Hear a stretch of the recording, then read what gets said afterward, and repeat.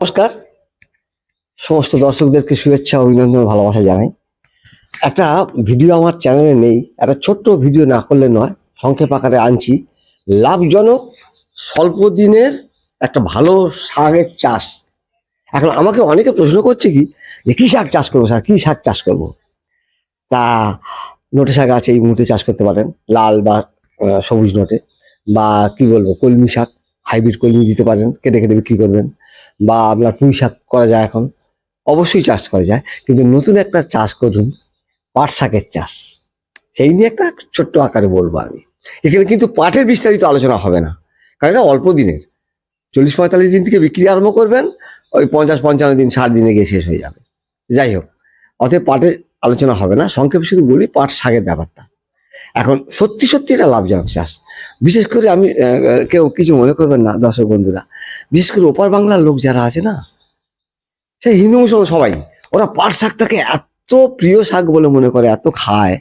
আমি তো দিনাজপুরে কাজ করেছি, দেখেছি সব গর্ব শুধু সব পাট শাক চাষ করছে, এত বিক্রি করছে দেখি না। যাই হোক, এখানে হুগলিতে একটা ছোট জায়গাতে চাষ হয়েছে, সেই সব নিয়ে একটু ছোট্ট কথা বলি। এটা শাক হিসেবে বিক্রি হবে। মিঠা পাট, পাট দু রকম, একটা মেস্তা পাটও আছে, মেস্তা পাট বাদ দেন। এমনি সাধারণত আমাদের এখানে যে দুটো চাষ হয় পাটের, একটা হলো তিতা পাট, একটা হচ্ছে মিঠা পাট। পাট হচ্ছে কর্করাস অলিটোরিয়াস, কর্করাস ক্যাপসুলারিজ। ক্যাপসুলারিসটা হলো তিতো পাট, অলিটোরিয়াসটা হলো মিঠা পাট।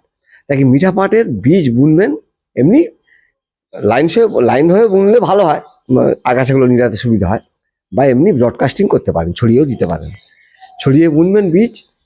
আমরা বিঘা প্রতি 1 কেজি করে বলি, আর ওখানে ওরা 10-12 কাটা জায়গার উপর 1 কেজি বুনছে। দেখুন এরা কিভাবে চাষ করছে দেখুন। এখানে এই মিঠা পাটের বীজের কেজি কত করে নিচ্ছে দাদা? 150 টাকা। ও 150 টাকা কেজি, আচ্ছা।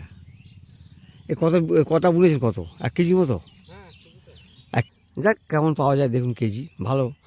ছোটো ছোটো আটি করবেন, করে বিক্রি করবেন। তবে আমার মনে হয় জটাগুলো কেটে নিলে না, একটু বড় হলে ডগাগুলো কেটে নিয়ে আবার ফের নিচের দিকে পাতা কিছু রাখলে আবার হবে কিন্তু। আঙ্কা পোকা বা কেরি পোকা এর প্রধান শত্রু পাটের। ওই মোটার কোলে ঢুকে গাছের কাণ্ডের সঙ্গে ঢুকে কুড়ে কুড়ে অংশ, নরম অংশ খায়, খেয়ে উপরের ডগাটাকে শুকনো করে দেয়, এবং এখান থেকে পাট কিন্তু ব্রাঞ্চিং হয়ে যায়। এই একটা মারাত্মক পোকা। আরেকটা বলি, এর লেদা পোকাও লাগে, পাট শাক খাবে বলে পাটাকে ফুটো করে দেয়। এই দুটো পোকার জন্যে আপনারা অনেক কিছু জানেন, কোরাজেন দেন না, 10 লিটার জলে 4 মিলি মিশিয়ে একবার স্প্রে করলেও চলে যাবে। আরেকটা বলি, এর রোগটা প্রধান সমস্যা, এর মোজাইক ভাইরাস লাগে, আর এর কিন্তু মানে পাতা পুড়ে যায়, পাতা কিনারা ধরে পুড়ে যায়, ছত্রাক লাগে। এর জন্য যে কোনো একটা কম দামের ওষুধ, যেন ওষুধ গায়ে না লেগে থাকে পাতার, 1 মিলি সব থেকে ভালো।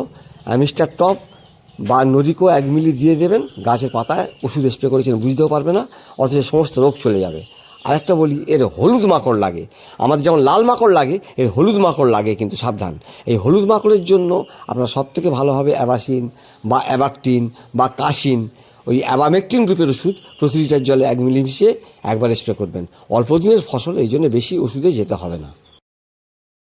আরেকটা ব্যাপার হলো কি, কেউ যদি পাট শাককে যদি ওজনে বাড়াতে চান বা মোটা করতে চান, পাতাকে চকচকে করতে চান, তাহলে কিন্তু আপনাকে 0.050 প্রতি লিটার জলে 2 গ্রাম মিশিয়ে অল্প দিনের ফসল ওই 4 দিন ছাড়া ছাড়া 2বার বা 3বার স্প্রে করে দেবেন।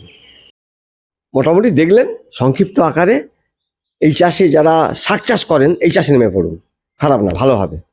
আমি যেখানে হুগলিতে আছি, ওদের বলছি, ওদের ব্যান্ডেলের দিকে বিরাট বাজার, মানে গেলেই একদম আর থামতে দিচ্ছে না, মানে সঙ্গে সঙ্গে বিক্রি হয়ে যাচ্ছে। তাই আর বিস্তারিতভাবে যাচ্ছি না, এই শাক চাষ করে কিছুটা দেখতে পারেন।